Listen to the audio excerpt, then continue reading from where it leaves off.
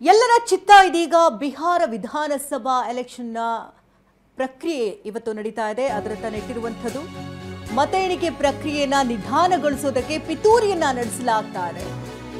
RJD ನಾಯಕ ತೇಜಸ್ವಿ ಯಾದವ್ ಈ ರೀತಿಯ ಗಂಭೀರ ಆರೋಪವನ್ನು ಮಾಡ್ತಾ ಇದ್ದಾರೆ. ಮೊದಲು ಎನ್ಡಿಎ ಸ್ಥಾನಗಳನ್ನ ಘೋಷಿಸುವುದಕ್ಕೆ ಪಿತೂರಿಯನ್ನ ನಡೆಸಲಾಗಿದೆ. ಪಿತೂರಿ ನಡೀತಾ ಇದೆ ಅಂತ ಅಧಿಕಾರಿಗಳಿಂದ ಮಾಹಿತಿ ಕೂಡ ಸಿಕ್ಕಿದೆ. ಸಭೆಗೆ ಕರೀತಾ ಇರೋದಾಗಿ ಅಧಿಕಾರಿಗಳಿಂದ ಮಾಹಿತಿ ಬಂದಿದೆ ಅಂತ ನೇರವಾದಂತ ಆರೋಪವನ್ನ ಮಾಡ್ತಿದ್ದಾರೆ. ಅವರು ಇಂದು ಅಂತಹ ತಂತ್ರ ಮಾಡಿಗೆ ಮಾಡ್ತಾರೆ ಅಂತ ಜೆಡಿಎಸ್ आरजेडी नायक तेजस्वी यादव गंभीरवाद आरोप ಮಾಡಿದ್ದಾರೆ. कई अधिकारियों को आज भी निर्देश पटना में कुछ लोग बैठ के सीएम हाउस से रिटायर्ड अधिकारी हो या दिल्ली में बैठे हुए कुछ बड़े दबंग मंत्री लगातार जो है अधिकारियों को फोन घुमाना, उनको निर्देश देना। तो उन्हीं अधिकारियों में से जिन जिन लोगों को फोन जा रहा है या बुला के मिला जा रहा है, उन्हीं के हवाले से हमको सूचना मिली है कि कल जो है कि रणनीति होगी कि पूरी काउंटिंग को जो है स्लो कराएगा और खास तौर पे ऐसी सीटें जहां मार्जिन कम है या जो सीटें महागठबंधन जीत रही है उसको डिक्लेयर मत करो, एनडीए की सीटों को जो है वो डिक्लेयर करो। और मीडिया के माध्यम से एक माहौल भी बनाया जाएगा कि भैया प्रधानमंत्री बीजेपी दफ्तर जाने वाले हैं।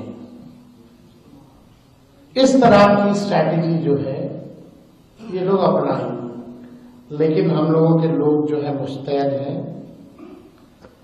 और ಬಿಹಾರದಲ್ಲಿ ಈ ಬಾರಿ ದಾಖಲೆಯ ಮತದಾನ ಆಗಿದ್ದೇ ತಡ ಫಲಿತಾಂಶ ಕೂಡ ಸಾಕಷ್ಟು ಕುತೂಹಲವನ್ನ ಹೆಚ್ಚಿಸ್ತಾ ಇದೆ. ಇದರ ಬೆನ್ನಲ್ಲೇ ಆರ್ಜೆಡಿ ಮತ್ತು ಜೆಡಿಯು ನಾಯಕರ ಮಧ್ಯೆ ಪೋಸ್ಟರ್ ಸಮರ ಕೂಡ ಶುರುವಾಗಿದೆ. ಪರಸ್ಪರ ವ್ಯಂಗ್ಯ ಮಾಡ್ಕೊಂಡಿದ್ದಾರೆ, ಕಾಲೆಳಿತಾ ಇದ್ದಾರೆ. ಏನಾಗ್ತಾ ಇದೆ ಹಾಗಿದ್ರೆ ಬಿಹಾರದಲ್ಲಿ? ಸ್ಟೋರಿ ನೋಡಿ. ನಾನೀಗ ಜೆಡಿಯು ಕಾರ್ಯಾಲಯದ ಮುಂದೆ ಇದ್ದೀನಿ. ಟೈಗರ್ ಅಭಿ ಜಿಂದಾ ಹೇ, ಹುಲಿ ಇನ್ನೂ ಕೂಡ ಬದುಕಿದೆ.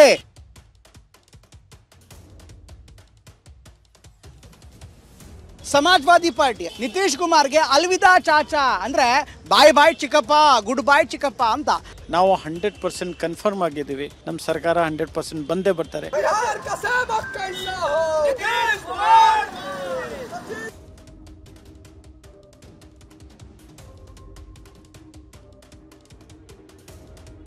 ನೋಡಿ, ಈಗ ಎಂಟಿ ಇನ್ಕಂಬಸಿ ಇಲ್ಲಿ ನಮ್ಮ ಬಿಹಾರದಲ್ಲಿ ಯಾರ್ದು ಇದ್ದಾರೆ ಅಂದ್ರೆ ಇನ್ನ ಲಾಲು ಯಾದವ್ದು ಎಂಟಿ ಇನ್ಕಂಬಸಿ ಅಂತಾರೆ. 38 ಜಿಲ್ಲೆ, 243 ಕ್ಷೇತ್ರ, 2600ಕ್ಕೂ ಹೆಚ್ಚು ಅಭ್ಯರ್ಥಿಗಳು. ಬಿಹಾರ ವಿಧಾನಸಭೆ ಚುನಾವಣೆಯ ಮತ ಎಣಿಕೆಗೆ ಕ್ಷಣಗಣನೆ ಶುರುವಾಗಿದೆ. ದೇಶದ ದಿಕ್ಸೂಚಿ ಅಂತಲೇ ಕರೆಯಲ್ಪಡುವ ಬಿಹಾರ ಗೆಲುವಿನ ಹಾರ ಯಾರಿಗೆ ಅನ್ನೋ ಕುತೂಹಲ ರಾಷ್ಟ್ರ ರಾಜಕಾರಣದಲ್ಲಿ ಸೃಷ್ಟಿಯಾಗಿದೆ. ಮತದಾನೋತ್ತರ ಸಮೀಕ್ಷೆಗಳು ಎನ್ಡಿಎ ಸರ್ಕಾರ ರಚನೆಯಾಗೋ ಬಗ್ಗೆ ಭವಿಷ್ಯ ನುಡಿದಿವೆ. ಹೀಗಾಗಿಯೇ ಜೆಡಿಯು ಸೇರಿ ಬಿಜೆಪಿ ಮಿತ್ರ ಪಕ್ಷಗಳಲ್ಲಿ ಸಂಭ್ರಮ ಈಗಾಗಲೇ ಮನೆ ಮಾಡಿದೆ. ಇದೇ ಮತಭೂಮಿಯಿಂದ ಟಿವಿ9 ಕನ್ನಡ ಗ್ರೌಂಡ್ ರಿಪೋರ್ಟ್ ಕೊಡ್ತಿದ್ದು ಬಿಹಾರದ ಬೆಳವಣಿಗೆಯ ಬಗ್ಗೆ ಇಂಚಿಂಚು ಮಾಹಿತಿ ನೀಡ್ತಿದೆ.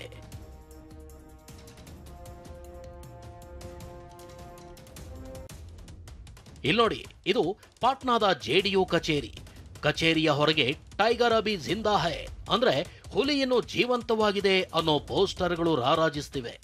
ಭರ್ಜರಿ ಗೆಲುವಿನ ವಿಶ್ವಾಸದಲ್ಲಿರೋ ಜೆಡಿಯು ಕಾರ್ಯಕರ್ತರು ಸಂಭ್ರಮಾಚರಣೆಯ ತಯಾರಿಯಲ್ಲಿದ್ದಾರೆ. ನಾನೀಗ ಜೆಡಿಯು ಕಾರ್ಯಾಲಯದ ಮುಂದೆ ಇದ್ದೀನಿ. ಇಲ್ಲಿ ಒಂದು ವಿಶೇಷವಾದ ಪೋಸ್ಟರ್ ನ ಅಳವಡಿಸಲಾಗಿದೆ. ಟೈಗರ್ ಅಭಿ ಜಿಂದಾ ಹೇ, ಹುಲಿ ಇನ್ನೂ ಕೂಡ ಬದುಕಿದೆ ಅನ್ನುವಂತ ಒಂದು ಪೋಸ್ಟರ್ ಅನ್ನ ಈಗಾಗಲೇ ಅಂಟಿಸಲಾಗ್ತಾ ಇದೆ. ಜೆಡಿಯು ಕಚೇರಿಯ ಮುಂಭಾಗದಲ್ಲಿ ನಾನಿದ್ದೀನಿ.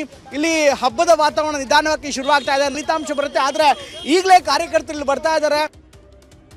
ಇದಕ್ಕೆ ಆರ್ಜೆಡಿಯ ಬೆಂಬಲಿತ ಸಮಾಜವಾದಿ ಪಕ್ಷ ಕೌಂಟರ್ ಕೊಟ್ಟಿದೆ. ಅಲ್ವಿದಾ ಚಾಚಾ ಅಂದ್ರೆ ಬಾಯ್ ಬಾಯ್ ಚಿಕ್ಕಪ್ಪ ಅನ್ನೋ ಮೂಲಕ ನಿತೀಶ್ ಕುಮಾರ್ ಕಾಲೆಳೆದಿದೆ. ಈಗಾಗಲೇ ಟೈಗರ್ ಅಭಿ ಜಿಂದಾ ಹೈ ಅನ್ನುವಂಥ ಪೋಸ್ಟರ್ನ ಹಾಕಿದ್ರೆ ಈಗ ಸಮಾಜವಾದಿ ಪಾರ್ಟಿ ಅಂದ್ರೆ ಆರ್ಜೆಡಿಯ ಬೆಂಬಲಿತ ಪಕ್ಷವಾಗಿರುವಂತಹ ಸಮಾಜವಾದಿ ಪಾರ್ಟಿ ನಿತೀಶ್ ಕುಮಾರ್ ವಿರುದ್ಧ ಒಂದು ಪೋಸ್ಟರ್ನ ಹಾಕಿದೆ. ನಿತೀಶ್ ಕುಮಾರ್ಗೆ ಅಲ್ವಿದಾ ಚಾಚಾ ಅಂದ್ರೆ ಬಾಯ್ ಬಾಯ್ ಚಿಕ್ಕಪ್ಪ, ಗುಡ್ ಬಾಯ್ ಚಿಕ್ಕಪ್ಪ ಅಂತ ಆ ರೀತಿಯಂತ ಒಂದು ಪೋಸ್ಟರನ್ನು ಹಾಕಿದೆ. ನೋಡ್ತಾ ಇದ್ದೀರಾ, ಇನ್ನು ಆರ್ಜೆಡಿಯ ಕಚೇರಿಯ ಮುಂಭಾಗದಲ್ಲೇ ಹಾಕಿದೆ. ಆರ್ಜೆಡಿ ಕಚೇರಿ ಇನ್ನು ಜೆಡಿಯು ಕಚೇರಿ ಅಕ್ಕಪಕ್ಕದಲ್ಲಿದೆ. ಆರ್ಜೆಡಿ ಕಚೇರಿಯಿಂದ ಕೂಗಲ್ತಾ ದೂರದಲ್ಲಿ ಹಬ್ಬ ಅಂದ್ರೆ ಒಂದು 200 ಮೀಟರ್ ದೂರದಲ್ಲಿ JDU ಕಚೇರಿ ಕೂಡ ಇದೆ. ಈಗ ಈ ರೀತಿಯಾದಂಥ ಪೋಸ್ಟರ್ ಹಾಕಿರುವಂಥದ್ದನ್ನು ನೋಡ್ತಾ ಇದ್ರೆ ಇಬ್ಬರ ನಡುವೆ ಈಗಾಗಲೇ ಫಲಿತಾಂಶಕ್ಕೂ ಮುನ್ನ ದೊಡ್ಡದಾದಂಥ ಪೋಸ್ಟರ್ ವಾರ್ ಕೂಡ ನಡೀತಾ ಇದೆ. ಇನ್ನು ಜೆಡಿಯುನ ಬಾಹುಬಲಿ ಅಂತ ಕರೆಸ್ಕೊಳ್ಳೋದು ಅನಂತ್ ಕುಮಾರ್ ಸಿಂಗ್. ಇವರು 20ಕ್ಕೂ ಹೆಚ್ಚು ಕ್ರಿಮಿನಲ್ ಪ್ರಕರಣಗಳಲ್ಲಿ ಜೈಲಿನಲ್ಲಿದ್ದಾರೆ. ಆದರೂ ಜೈಲಿನಿಂದಲೇ ಪಟ್ನಾದ ಮೊಕಾಮ ವಿಧಾನಸಭಾ ಕ್ಷೇತ್ರದಿಂದ ಅಖಾಡಕ್ಕಿಳಿದಿದ್ದಾರೆ. ಇವರ ಬೆಂಬಲಿಗರಂತೂ ಈಗಾಗಲೇ ಸಂಭ್ರಮಾಚರಣೆಗೆ ತಯಾರಿ ನಡೆಸಿದ್ದಾರೆ. कितना मिठाई कितना कार्यकर्ता आ रहा है इधर? अनंतमय अनंतमय अनंत, जिसका कोई अंत नहीं, जिसका कोई अंत नहीं. आप आए होंगे भैया, देखे होंगे दरवाजा खुला था. लोग बोलते हैं बाहुबली, ये है जनबली. न दरवाजा बंद है न घमंड है, यही भरोसेमंद है.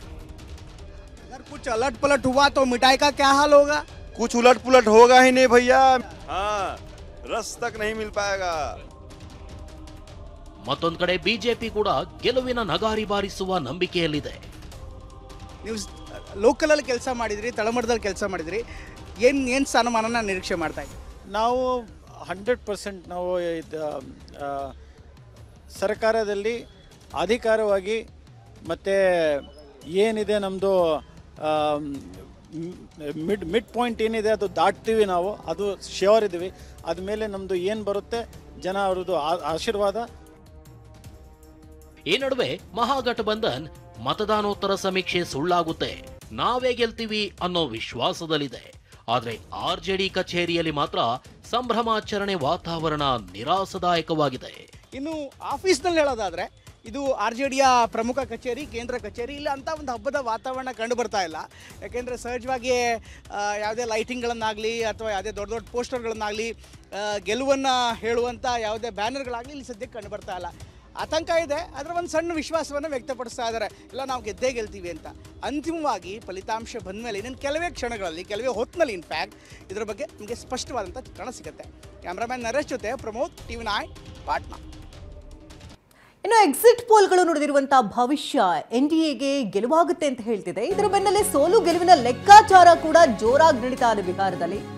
ಬಿಜೆಪಿ RJD ಎರಡೂ ಬಣದಿಂದ ಲಡ್ಡು ತಯಾರಿಯಾಗಿದೆ. ಬಿಜೆಪಿಯಿಂದ ಬರೋಬ್ಬರಿ 500 kg ಲಡ್ಡು ತಯಾರಾಗಿದೆ. 5 ಲಕ್ಷ ರಸಗುಲ್ಲವನ್ನ ತಯಾರು ಮಾಡಿದ್ದಾರೆ. ಇತ್ತ JDUನಿಂದ ಕೂಡ 50 ಕ್ವಿಂಟಾಲ್ನಷ್ಟು ಲಡ್ಡು ತಯಾರಿ ಆಗಿದೆ. JDU ಅಭ್ಯರ್ಥಿ ಗುಣೇಶ್ವರ್ ಸಾಹುರಿಂದ ತಯಾರಿಯಾಗಿರುವಂಥದ್ದು ದೃಶ್ಯಗಳಲ್ಲೂ ಗಮನಿಸ್ತಾ ಇರಬಹುದು. JDU ಅಭ್ಯರ್ಥಿ ಗುಣೇಶ್ವರ್ ಸಾಹುರಿಂದ ತಯಾರಿಯಾದಂತಹ ಲಡ್ಡುಗಳು ಒಂದು ಕಡೆ ಆದರೆ ಬರೋಬ್ಬರಿ 500 kgಯಷ್ಟು ಲಡ್ಡುಗಳನ್ನು ತಯಾರು ಮಾಡಿದ್ದಾರೆ. ಅಂತಂದರೆ ವಿಜಯೋತ್ಸವವನ್ನು ಸಂಭ್ರಮಾಚರಣೆ ಈ ಬಾರಿ ನಮ್ಮದೇ ಅನ್ನೋ ನಿಟ್ಟಿನಲ್ಲಿ ಎಲ್ಲೆಲ್ಲೂ ಕೂಡ ಸಿಹಿಯನ್ನು ಹಂಚೋದಕ್ಕೆ ತಯಾರಿಗಳಾಗ್ತಾ ಇದೆ. ತೀರ್ಪುಗಳು ಏನಾಗಿರ್ಬೋದು, ಲೆಕ್ಕಾಚಾರಗಳು ಒಂದು ಕಡೆ ಜೋರಾಗಿದ್ದರೂ ಕೂಡ ಎರಡೂ ಬಣದಿಂದ ಕೂಡ ದೊಡ್ಡ ಮಟ್ಟದಲ್ಲಿ ಸಿಹಿ ಹಂಚೋದಕ್ಕೆ ತಯಾರಿ ಆಗ್ತಾ ಇದೆ.